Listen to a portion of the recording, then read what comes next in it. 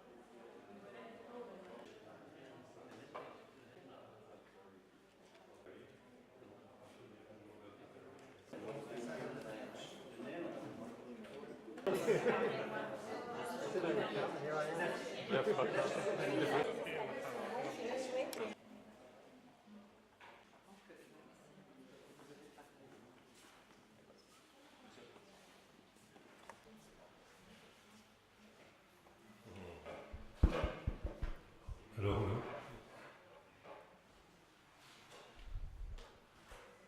So we have a critical mass. We can start, even if in Lebanon we start late with the heat. Thank you for coming in such a heat. And on July 31, which is an important date, tomorrow is the day of the army in Lebanon, and then they have vacations. So welcome for all of you. My name is Samir Aitar, and I head a group called the Arab Cercle, the Economistes Arab, that I like to name in a funny way the Dead Arab Economist Society, after the Dead Poet Society, in the meaning that we are troublemakers. We used to go and somehow criticize the IMF and the World Bank on some of the work. And we made some conferences as a group, mostly in Paris, but also this is not our first conference in Beirut. We made another one in 2012 about the challenges of Syria after the crisis. And we were one of the first who made a big conference in Tunisia just after the events of 2011. So we like to deal with situation with difficulties.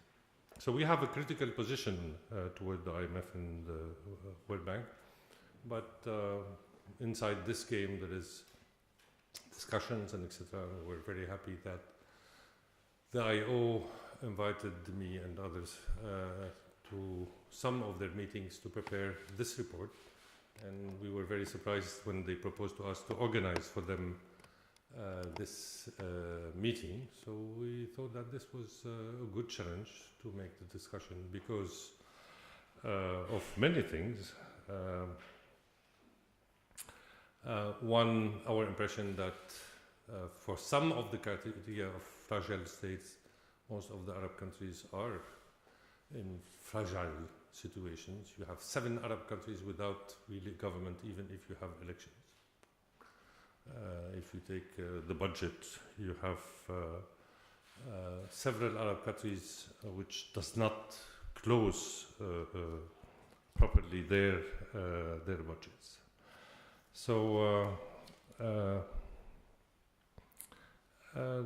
the issue about this fragility is challenging because it poses the problem that these countries faced shocks, and one of the major shocks with this tsunami, what I call tsunami of the Arab Spring, with all the unrest that happened in many areas.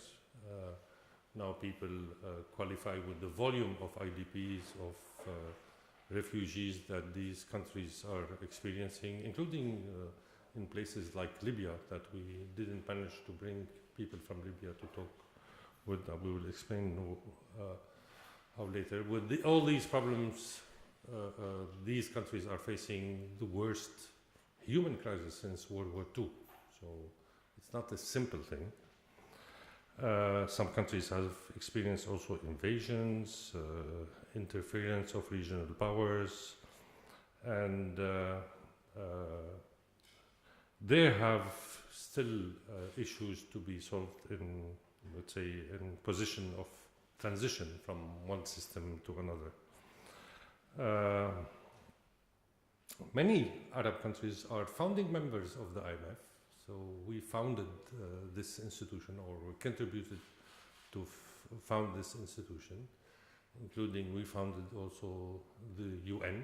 We participated to the San Francisco conference to make the UN. So somehow these institutions were our babies, and the question is how our babies deal with us in this difficult situation.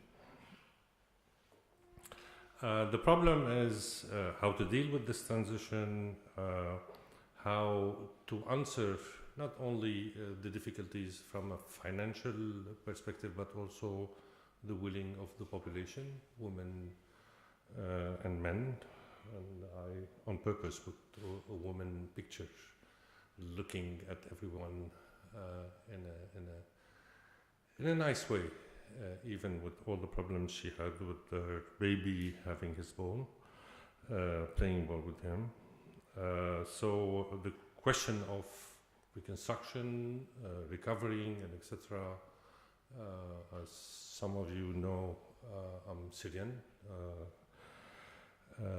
is a very difficult question, and how to deal with. You have two Arab countries which had no relation with the surveillance mechanism with Article 4, Libya since 2013 and Syria since 2011. So what will happen then?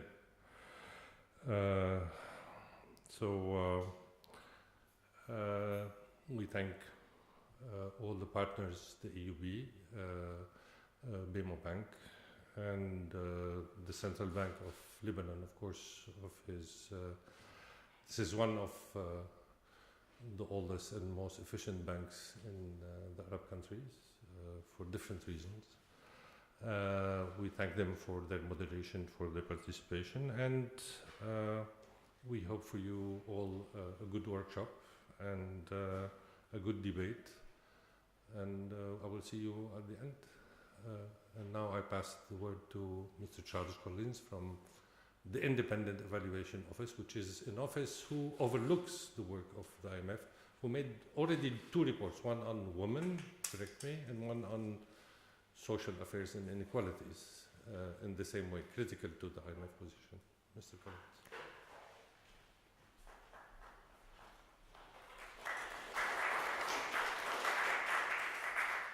Thank you so much, Samir.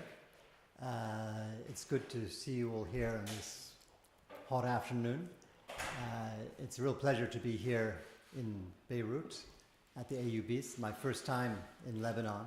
I've been looking for a good reason to come to Lebanon for many years, and I'm glad I found a very good reason.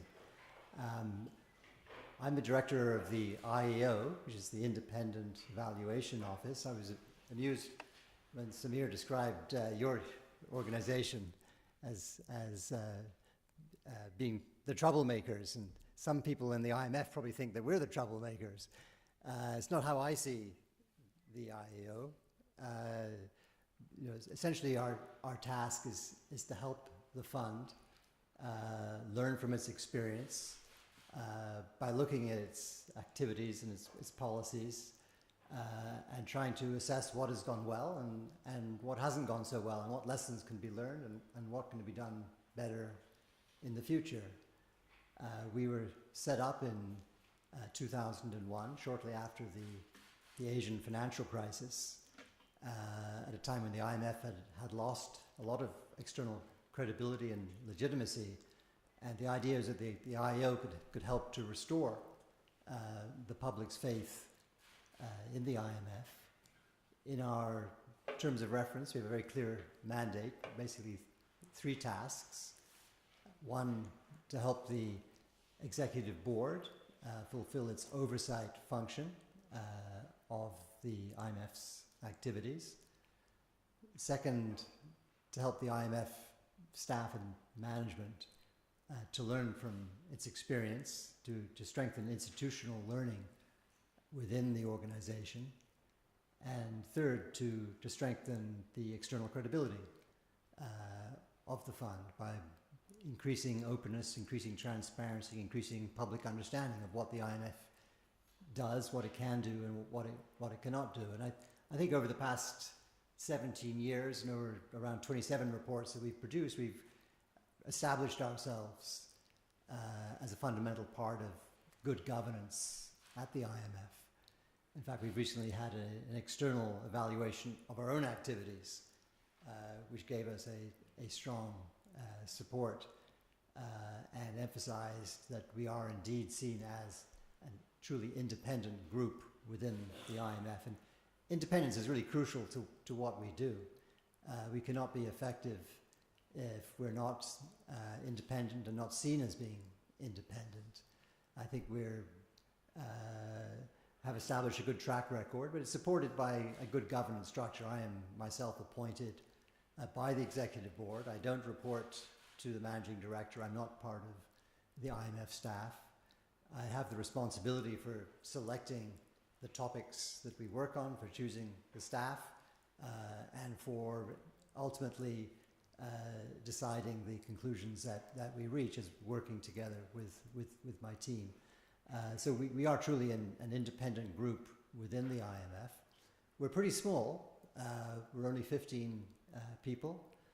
We're much smaller than the equivalent evaluation offices at the multilateral development banks, like the World Bank or the Islamic Development Bank. But I think we're strategic. We do only 2 or 3 topics a year, but we choose them very carefully to make sure that they're really important topics that will get the attention of the board, of management and staff, and also of the outside observers, the outside stakeholders of the fund. We choose, as I say, only 2 or 3 topics a year. We produce our reports in what we hope is a balanced, careful, evidence-based approach. But for us, producing the report is just the first stage. It's not just about producing what we hope are well-written, well-analyzed reports, but also we want to affect the way the IMF actually works. And for that, the follow-up process is very important. Follow-up internally with management and staff to sell what are our results, our conclusions, our recommendations, but also follow up outside so that the people who are interested in the IMF, people who follow the IMF can also learn from what we conclude and can then add to the momentum of change in the institution. And this session today is part of this follow-up process. We've had a whole series of seminars like this since the report was concluded in the US and in Europe, now here in the Middle East and then in Asia. So we have a very comprehensive follow-up process. The IMF and fragile states. Why did we choose this particular topic? I think it's generally recognized, as Samir mentioned right at the start, that fragile states are countries that desperately need external help and support. Many of them are in very difficult situations. and have remained in difficult situations for many years.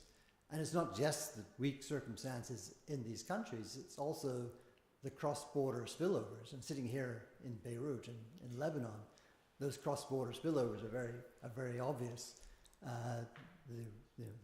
The large numbers of refugees that have come across your border, the threat to security that can occur, the threat of illicit financial flows. There are many ways in which what's happening in fragile states can affect the regional economies and can affect the global economy. So it's really a global public good helping fragile states.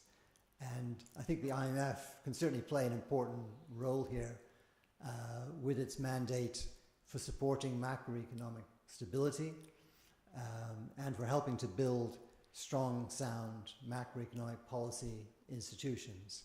I don't think anyone would think that the IMF cannot play an important part, but at the same time, it's a very challenging environment for the fund. The fund cannot do business as usual when it works with fragile states. These are countries that, when Shinji gives his presentation, he'll lay out more detail. These are countries with weak institutions that suffer from political instability, where governance, corruption issues are substantial. And this makes it very difficult for the fund and for others, but particularly for the fund. It really requires a different approach to providing more intensive, more continuous, more longer-term support for these countries than is typical with fund engagement. So that sort of gives you a quick overview of where our report ends up. But Shinji, the lead evaluator for this report, will give you a more detailed discussion of the main findings in the report. And at a later stage in the afternoon, I will come back and discuss the recommendations that we make and also the follow-up that's already beginning to occur. So that's what we can provide, but we also very much look forward to listening to the discussion today and hearing your perspectives. The IEO, we always see we're a two-way channel of communications. We can help the fund communicate its views, and we can help the outside world to understand what's happening in the fund. But we also provide a channel for people outside to talk about what they think the fund is doing well, what they think the fund should be doing better. So we're here to listen as well as to talk. Let me finally just thank the Cercle, the AUB, and the bank for your support for this event. And thank you again for coming here today. And I very much look forward to the discussion. Thanks very much.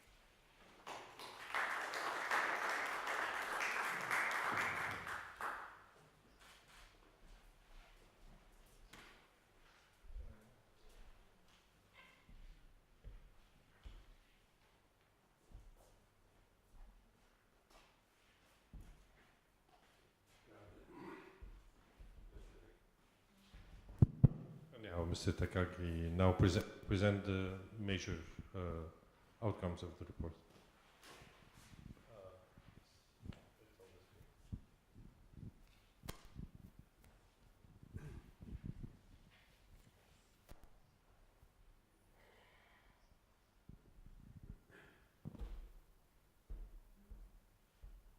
How can I go back to the beginning?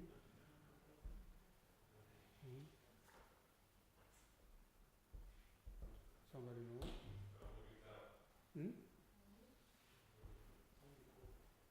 Oh, okay. All right. Well, thank you very much, Samir, for your introduction, and thank you for organizing this event for us, and also thank everyone here who has shown interest in our work. Now,